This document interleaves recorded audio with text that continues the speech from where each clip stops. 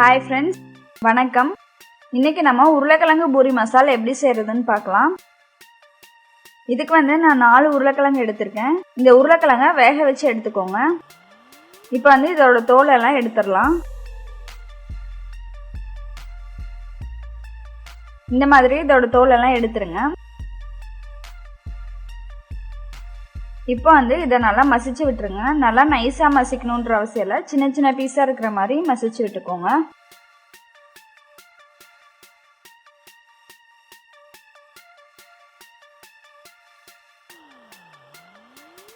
இப்போ அடுப்பில் ஒரு வாணலி வச்சுக்கோங்க. வாணலி நல்லா சூடான பிறகு அதில் 3 டீஸ்பூன் எண்ணெய் ஊற்றிக்கோங்க.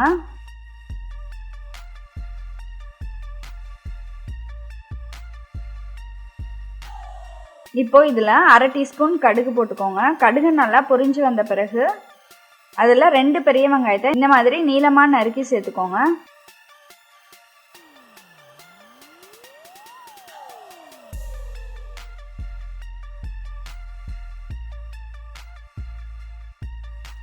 இந்த வெங்காயத்தை ஒரு 2 நிமிஷம் வதக்கிக்கோங்க.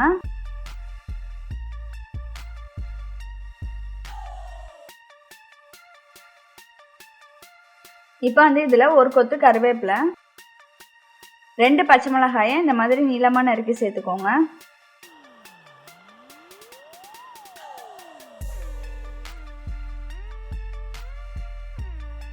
இதை சேர்த்துட்டு ஒரு 2 நிமிஷம் நல்லா வதக்கிக்கோங்க.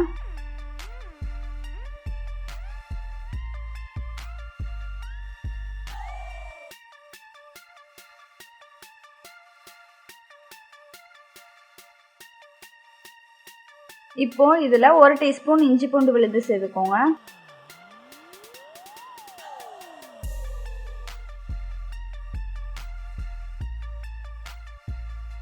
இஞ்சி பூண்டு வாசனை போகிற வரைக்கும் நல்லா வதக்கிக்கோங்க. ஒரு சின்ன தக்காளியை இந்த மாதிரி நறுக்கி சேர்த்துக்கோங்க.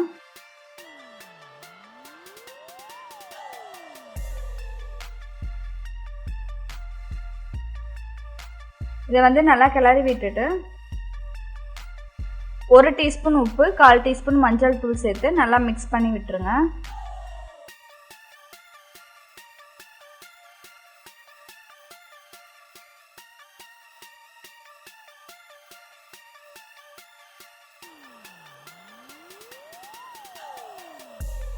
இப்போ ஒரு பவுலில் 2 டேபிள் ஸ்பூன் அளவுக்கு கடலை மாவு எடுத்துக்கோங்க.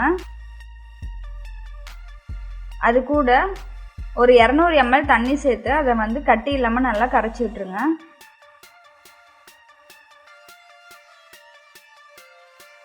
இப்போ நம்ம இதில் ஒரு 100 ml அளவுக்கு தண்ணி சேர்த்துக்கலாம். இது நல்லா கிளறி விட்டுக்கோங்க. நம்ம கலந்து வச்சிருந்த கடலை மாவு தண்ணியை இதில் சேர்த்துடலாம். இப்போ உங்களுக்கு தேவையான அளவு தண்ணி ஊற்றிக்கோங்க. உங்களுக்கு எந்த கன்சிஸ்டன்சி வேணுமோ அந்த கன்சிஸ்டன்சிக்கு தகுந்த மாதிரி தண்ணி ஊற்றிக்கோங்க. இது நல்லா கொதிச்சு வரும்போது நல்லா கெட்டியாயிரும்.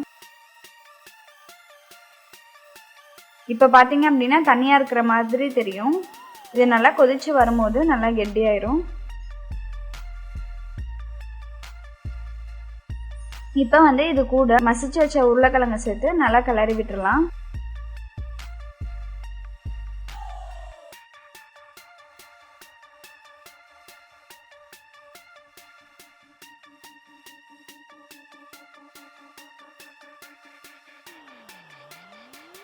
இப்போ இந்த வாணலியை ஒரு 10 நிமிஷம் நல்லா மூடி வச்சு கொதிக்க விட்டுருங்க.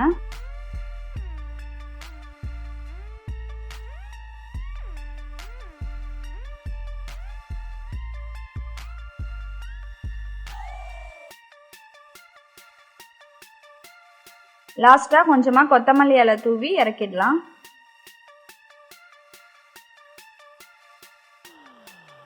இப்போ பாருங்கள், பூரி உருளைக்கிழங்கு மசால் ரெடி ஆயிடுச்சு. இதை நீங்களும் உங்கள் வீட்டில் ட்ரை பண்ணி பாருங்கள். இது பூரிக்கு மட்டும் இல்லாமல் தோசைக்கும் கூட நல்லாயிருக்கும்.